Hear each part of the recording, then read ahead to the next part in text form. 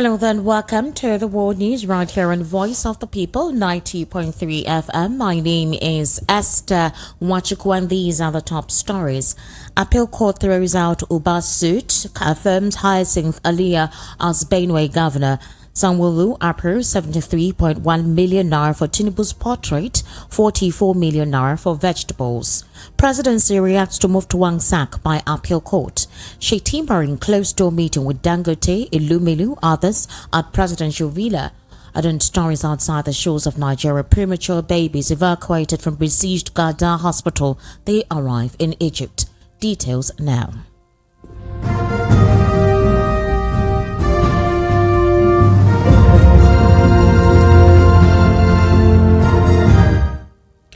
We begin with the Court of Appeal in Abuja affirming Hyacinth Aliyah as a duly elected governor of Benue State.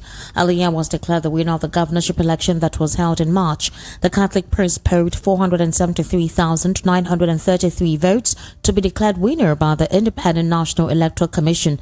However, Titus Uba, candidate of the People's Democratic Party in Benue, filed a petition challenging Aliyah's victory. Justice Onyekachi Alja Otisi, who delivered the lead judgment, dismissed Uba's allegation of non-qualification leveled against the Deputy Governor Samuel Ode. Justice Otisi held that the PDP gubernatorial candidate failed to establish forgery of INEC Form EC9 by Ode beyond reasonable doubt as required by law.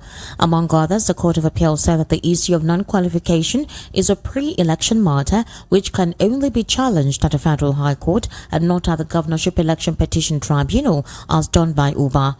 Also, Justice Otisi said that a suit to challenge non-qualification can only be instituted within 14 days of the occurrence of the subject matter. The court also dealt with the allegation by Uba that the name of the governor, Hyacinth Aliyah, was not submitted by the APC to the Independent National Electoral Commission, INEC, within 180 days before the election of March 18. The court held that the allegation could not survive because a primary election that produced Aliyah was ordered by a high court and was done within the period demanded by the court. Meanwhile, the Lagos State government, led by Babajide Sanwo-Olu, has approved the sum of 44.8 million naira for the clearing of vegetables within the Ekpe Mixed Development Scheme. Now, according to records from the State Public Procurement Agency, the project was awarded in May to MS Obak Nigeria Enterprises by the Lagos State New Towns Development Authority.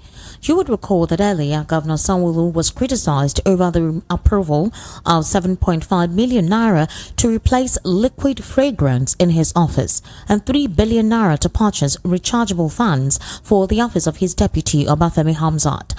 Further checks revealed that some questionable spending was approved by the state government. The document revealed that 73.1 million naira was approved for the production of the official portrait of President Bola Tinubu and the state governor Sanwo-Olu. The project, which was executed by the Office of the Chief of Staff, was awarded to Flowlisi Connect. Tinubu, a former governor of Lagos State, was sworn in as president on May 29 after defeating his main rivals, Atiku Abubakar of the People's Democratic Party, Peter Obi of the Labour Party, and Rabiu Kwankwaso of the New Nigeria People's Party. Now, according to available information on the website of the Ministry of Economic Planning and Budget, there are less than 150 MDAs in Lagos. The Office of the Chief of Staff also got the approval of 80.8 million in June 19 for the procurement of 10 units of foreign use vehicles. The same office got the approval of 440.75 million naira for the purchase of a brand new Lexus LX 600 bulletproof sport utility vehicle. The office also got 18.5 million naira for the supply and distribution of 2,000 Noila chickens across the local government areas and wards in the state. The government also approved 152 million for the restoration of power of water supply at Idugoro Palace, the official residence of the Oba of Lagos. Now, the presidency has blamed the People's Democratic Party for its failure to adhere to legal processes, which ultimately led to the sacking of Governor Caleb Mutwang of Plateau State by the Court of Appeal. Bayo Onanaga, special advisor to President Bola Tinubu on information strategy, pointed out that the PDP's decision to use an illegal caretaker committee to conduct primaries in Plateau State, despite a court order, was the root cause of the governor's downfall. He said, and I read, the PDP should take full responsibility for this avoidable electoral setback. Onanuga asserted their blatant disregard for the law and their failure to learn from past mistakes have cost them dearly. Onanuga drew parallels between the Plateau Governor's ouster and the 2019 loss of Zamfara by the All Progressives Congress due to similar irregularities. He quoted further, in 2019, the APC lost all elected positions in Zamfara state because of illegal primaries. Also, the PDP, instead of learning from this experience, chose to repeat the same mistakes, resulting in the nullification of Governor Muftwang's election. The special advisor added that non-compliance with the electoral law and the constitution is also at the root of the nullification of the election of Kano Governor Abba Yusuf. And he stated that those blaming the judiciary and being emotional about the ruling should face reality. According to him, he says, Yusuf was sacked based on the law. I believe we all want our country to be guided by the rule of law. End quote. Now, in another development, or rather in a recent development, Vice President Kashim Shettima is in a closed-door meeting with members of the private sector, including the chairman of the Dangote Group, Mr. Aliko Dangote, and the founder of the Tony Elumelu Foundation, Mr. Tony Elumelu. The meeting is also being attended by the Coordinating Minister of Health and Social Welfare, Dr. Mohammed Ali Pateh, in attendance. Also, others present are international development partners, including the country director of the World Bank of Shubham Chaudhry, amongst other dignitaries, to help make sure that events are planned properly according to those in attendance at the event. Now, I actually want to talk about other issues that actually took place, or rather took center stage on the World News at 6. First of all, we're going to start with Governor Sanwo-Olu approving about 73.1 million for Tinubu's portrait, 44 million for vegetables.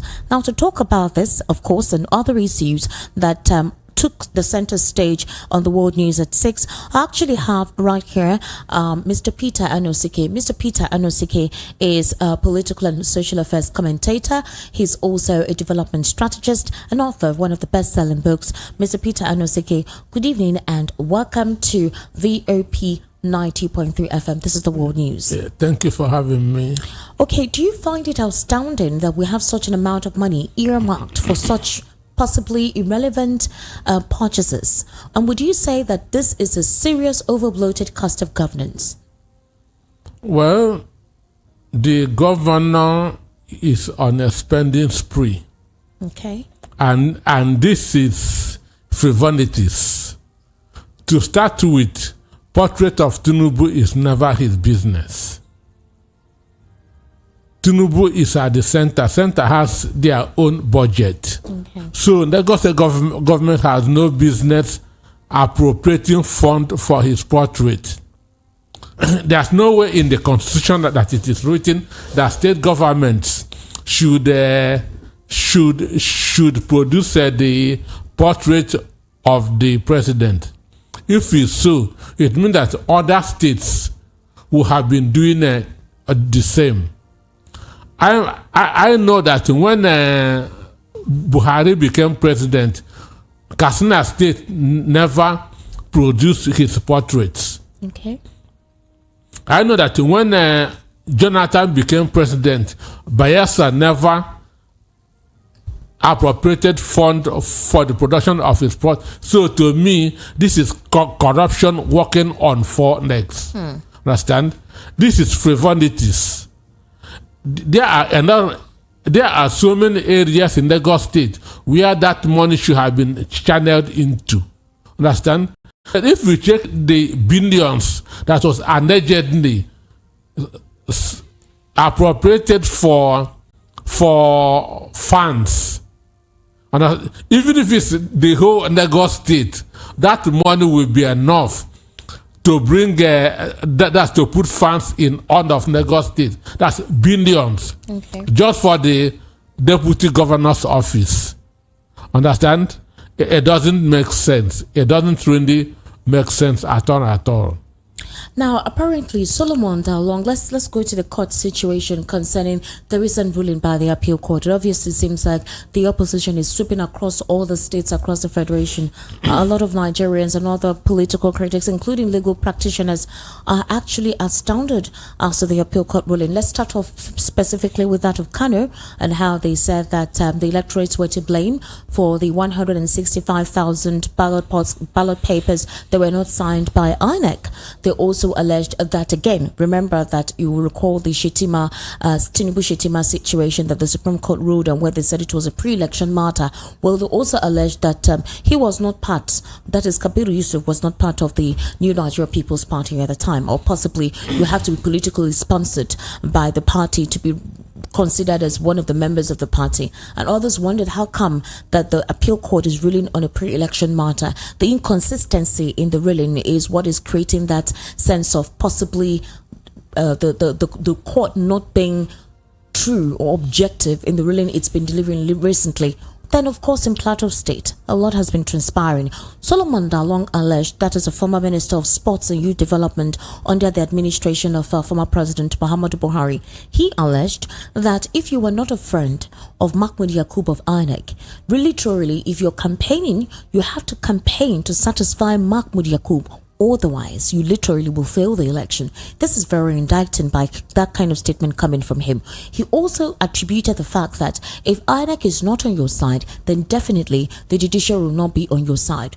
Other critics have mocked that for now, the APC would tell you go to court because somehow they've arm twisted the court to support them. Would you believe in what Solomon Dalong said? I believe more than that. To start with, do you know that INEC is no more defending their votes in the court? Are you aware of it? INEC is no more going to court to defend the result that they declared in all the PDP governors' cases. In Kano State, INEC said that they are not going to court to defend the votes that they declared. Mind you, during the appeal court, that the presidential appeal court and petition, INEC was there 100% to defend their votes, that their votes were legally obtained. Understand? Okay. But now, INEC is no more going to court to defend their votes. So it is now left between the PDP and the judiciary. INEC that declared results should come are supposed to be in court to tell court this is the basis of this declaration of result, but they are no more doing it. I said some time ago that Tinubu is on a mission, and everybody is seeing it. If anybody thinks that what is happening now is just for Tinubu to win a second term, that person is a blind man. What is happening now is beyond 2027. What is going on in the country at the moment is beyond 2027. PDP has lost 3 governors within 4 days. 3 governors within 4 days, and all of them are injustices on the part of the judiciary. One, the 165,000 votes in Kano, where those results were obtained, INEC certified them from EC8. INEC certified all those results. Therefore, INEC should have gone to court and tell court why they did not sign the result at the end of the day. But INEC did not go to court. INEC did not go to court. Understand? Mm-hmm. Then, Yusuf, not being a member of NNPP, is a pre-election issue. Understand me? Which appeal court has ruled on over and over. The candidate of any party is not the business of the court, but the business of the party. It is the party that knows who is their candidate. It is the party that sponsors their candidate. And anybody that they sponsor is their candidate. Anybody that they give their symbol as their flag bearer is their candidate. It is not INEC, it is not court to determine who is the candidate of a party. So on the two grounds that the NNPP candidate, governorship candidate in Kanu was thrown out, was pure illegal. Then coming to Kanu, to Plateau State, they say that he is not a member of PDP, but PDP sponsored him. He was the candidate of the PDP. So not being a member of the PDP, and mind you, INEC put his picture among the contestants. They put his picture. So if it's not the candidate of the PDP, why did they put his name? Understand? Because INEC used to do final publication of the candidates. They put the PDP candidate. If it's not the candidate of the PDP, why did they put his name? So what is happening there is pure pre-election matters, which is not the business of the court. The business of the court is what happened on the election day. What happened on the election day from accreditation upwards. That's the business of the court. So so the judiciary is on a mission. Understand me? And their mission, as I said, is beyond 2027.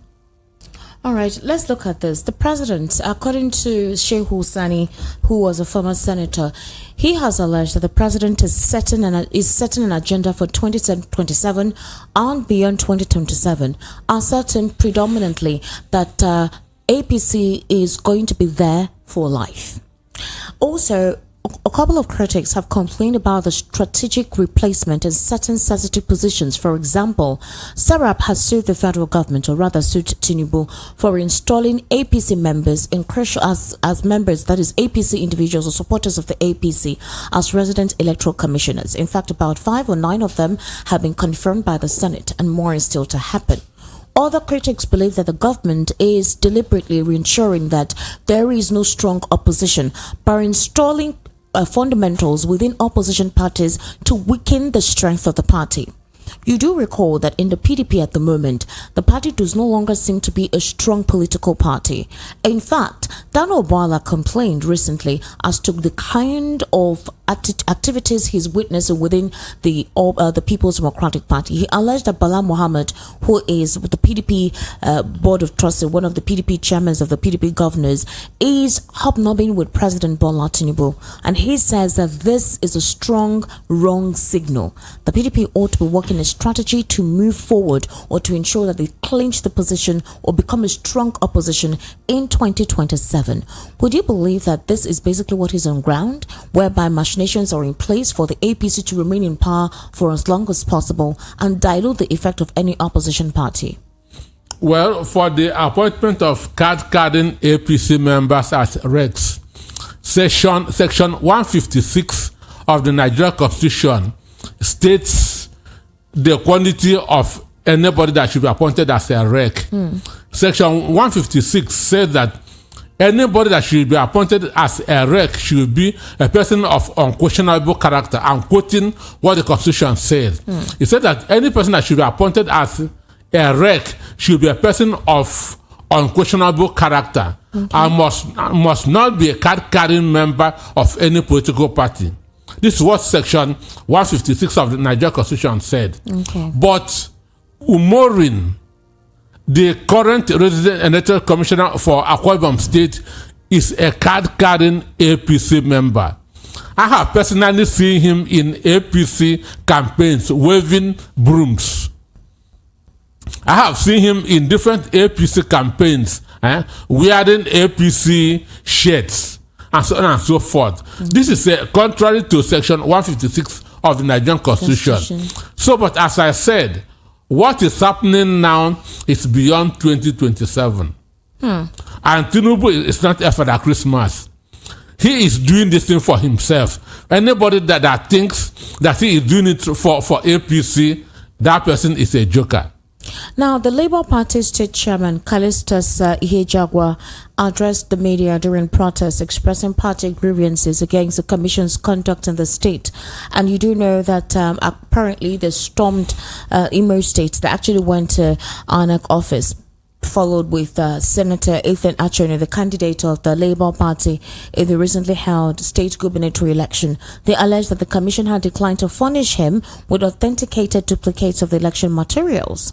And because of that, he stated that INEC is frustrating us 9 days after an official request was made by solicitors to the state INEC office. Apparently, Ethan Achone intends to proceed to appeal the ruling of Senator Hope Uzodinma, who has been declared by INEC as the governor of Imo State.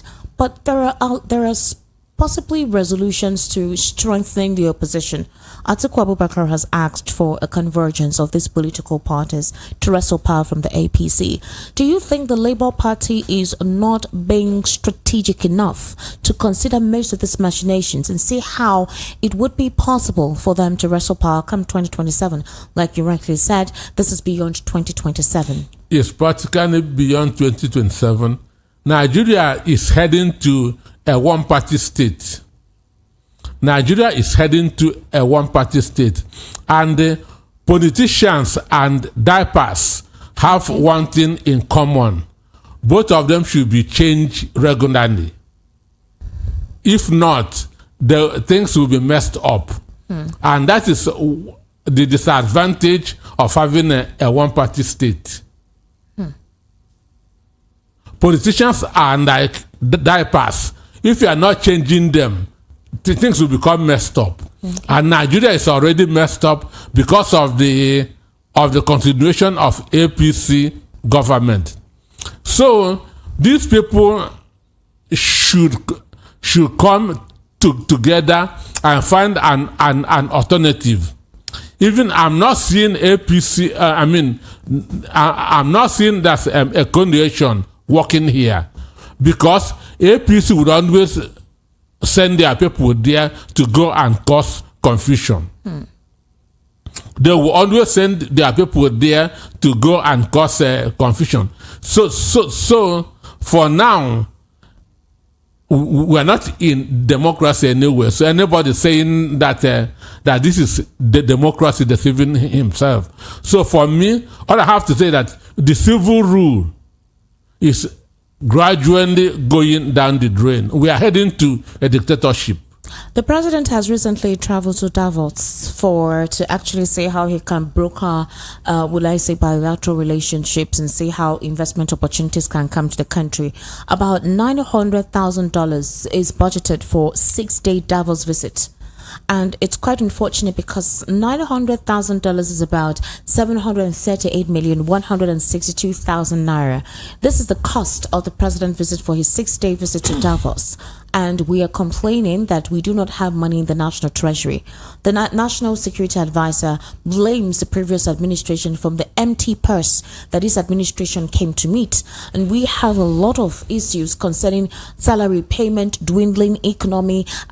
There is also another increment in inflation. And we're actually coming into the end of this year. So what would you say to that? Well, $900,000 should run into billions.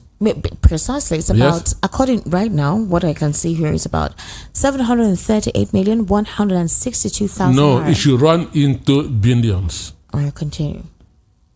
So, because I was checking the salary of the current Super Eagles coach, which they say is $70,000, and $70,000 is 84 million naira. Well, for this rating is about 820 naira to $1. And they are saying that they don't have money that to pay him. But if it is black market, then it's about 1,018,350,000. So they are saying that they don't have money to pay the Super Eagles coach. Yes. Understand? Because Nigeria drew 1-1 with Zimbabwe. They said that they are owing him. Assuming that they have money, they will have paid him and sacked him. Do you understand that? Okay. So because they don't have money that to pay him, the guy should continue being there until Nigeria will now go to the 2026 World Cup. Because why? Nigeria don't have money. But they have $900,000 that is for president to go on a jamboree. Because the truth is that no investor will come with the current situation of the country. Quote me anywhere. No investor will come where there is insecurity. No investor will come where you cannot get justice from the court. No investor will come where there's no transparency. Even foreign companies are leaving Nigerians, are leaving Nigeria. Foreign companies are exiting Nigerians. There's no way you see a company that is exiting where you want to go and you still go there.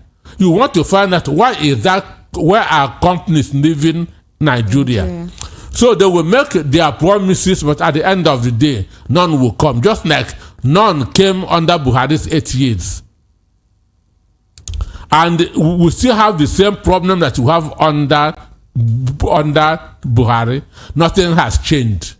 So for me, the German visit is a jamboree, like the other jamborees that the president has embarked upon. All right. It's a jamboree. Also, based on what is going on right now and the appeal court seeming to be supposedly on the side of the APC, other critics allege that President Bola Ahmed Tinubu is an asset to the United States government. Now, we do not know how true that is. They allege that basically there are some conditions that he may have met with the U.S. for them to possibly not indict him based on the FBI release. The FBI release indicted his friends but redacted his name. Certain conditions may have been met from the angle of the president to have avoided the FBI indicting him. Is there a possibility that the president is an asset to the United States, or possibly he is being puppeted by the United States? Nigeria is the biggest economy in Africa. Nigeria is the biggest market in Africa. What makes a market is what? Numbers, population. Okay. We are over 200 million people. This is a big market for any country in the world. So the president of Nigeria should be an asset to any country outside there. So if America fails to hold him tight, Russia will hold him tight. If Russia fails to hold him tight, China will hold him tight. So Tinubu is an asset to USA. Understand? And mind you, there's a difference between Bola Ahmed Tinubu as an individual and Bola Ahmed Tinubu as a president. So immediately, Supreme Court declared him the president of Nigeria. His status changed. Okay. So now a kind of indicting him is indicting the whole country. And mind you, America is not an honest country. America pursues only their interest. They don't love any country. America don't. What they care about is their interest and nothing more. So, if through Tinubu their interest could be made, they will go with Tinubu. Okay. So, but if there's a deal behind the scene, I don't know about that. But by being the president of Nigeria, the president of Nigeria is an asset to any country in the world. He's an asset, but to any country in the world. Cannot be a puppet for any other country, as a lot of critics are alleging. Well, there's no way you cannot rub shoulders with the president of America. Understand? They will use you, not you using them. Okay. So the people that are using that word puppet are right. you are going to be an instrument, a tool in their hands to use. Okay. Understand me? So America can use him, but he cannot use American president or American people. All right, Peter Anosike, thank you so much for your input and your intelligence, for helping to give us in-depth analysis on some of the issues on the World News at 6. I sincerely do appreciate your input. Yeah, thank you so much. Now, just before we go into stories outside the shores of Nigeria, a group of 28 premature babies evacuated from a besieged hospital in Gaza on Sunday have crossed into Egypt.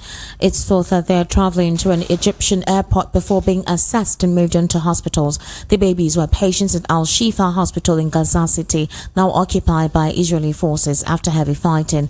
Earlier, the Hamas-run health ministry in Gaza said an Israeli airstrike on a different hospital killed at least 12 people. Israel has not commented but says it's attacking terrorists and terrorist infrastructure in the Gaza Strip. Meanwhile, Qatar, which is trying to broker a deal, says only very minor obstacles remain to Israeli hostages being released. The Hamas-run health ministry in Gaza says 13,000 people have been killed in the territory since Israel began its campaign against Hamas. And now to wrap up the world news at 6, here again are the top stories. You heard that the appeal court has thrown out Uba's suit affirming Hyacinth Aliyah as Benue governor.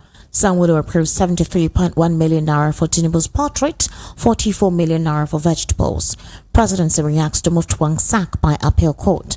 Sheikh Timur closed to a meeting with Dangote, Illuminu others at presidential villa. And you also heard the premature babies had been evacuated from besieged Gaza hospital as they arrive in Egypt. That's a wrap on the World News at 6 right here on Voice of the People 90.3 FM. My name is Esther Wachuku. Good evening and thank you for listening. Up next is the Evening Rush with Precious. You can also join us at VOP Politics on at VOP TV Live. That is at Voice of the People TV precisely at 7 p.m. VOP Politics. Good evening and thank you for listening.